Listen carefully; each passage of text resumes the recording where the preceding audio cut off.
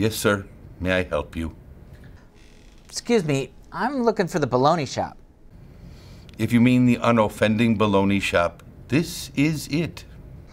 What do you mean, unoffending bologna shop? At the Unoffending Baloney shop, we only serve meat which is not offensive for people to eat.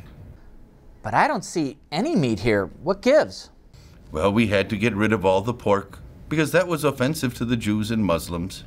Okay, no pork. Then we had to get rid of all the beef because eating that is offensive to the Hindus. No pork or beef. Then we had to get rid of the shellfish because those foods are unclean to the Orthodox Jews. But I don't see any meat of any kind. That would be correct, sir. The Jainists of India don't believe in killing or eating any meat, so we had to get rid of all that too. So what do you have at the unoffensive bologna shop? Tofu. That's it. Tofu. This is nuts. Where did you get such an idea?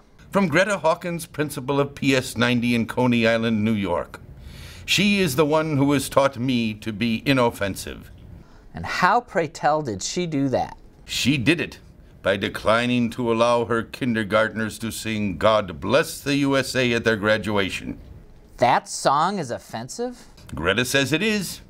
She says some of the people from other cultures who send their kids to her school might be offended by lyrics like, "And I'm proud to be an American where at least I know I'm free. And I won't forget the men who died who gave that right to me. And I gladly stand up next to you and defend her still today because there ain't no doubt I love this land. God bless the USA." She also said it wasn't age appropriate for her 5 kindergarten classes to sing that song, even though they spent months learning the song and waving the flags that went with it. What's not age appropriate? Asking the Lord to bless the country? That doesn't begin to make sense. And if people aren't proud to be Americans, well, they still have the freedom to find a country of which they could be proud. This non-offensive stuff is full of baloney. You think so? I mean, I got rid of all my meat because, like Greta said, I didn't want to be offensive to anybody. Don't you think Greta offended someone when she did that? Oh, absolutely. Lee Greenwood says he was offended by the principal's action. Lee Greenwood, the guy who wrote the song God Bless the USA. Yeah, that Lee Greenwood. Anybody else get offended? Yeah, some of the parents did. Of course, some of them kind of picky. They've been offended by that principal before. She tried to ban the Pledge of Allegiance and her students from singing America the Beautiful. I think I'm offended. Offended by the school not singing the song? Offended by people trying not to offend anyone. You know, now I think about it, Jesus offended the people of his own hometown, Nazareth, and he offended the Pharisees. He also said people would be offended when his story of salvation was shared. You know, the Apostle Peter said that did happen. The stone that the builders rejected has become the cornerstone, and a stone of stumbling and a rock of offense.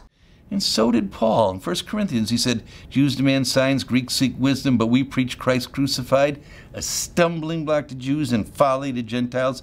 But those who are called, both Jews and Greeks, Christ, the power of God, the wisdom of God. Yep, being a Christian means you're going to offend some people. So I've got a choice? Offend others or offend God who made and saved me? That sums it up. And I think it would be baloney if you offended God at the cost of keeping peace with others. I do too. Tomorrow, the meat comes back. And people can pray, God bless the USA. And we share the Savior story. You too can become the baloney expert and have your picture hung on the wall. If you find a news story you think is an obvious bunch of baloney, email your story to ken.klaus@lhm.org.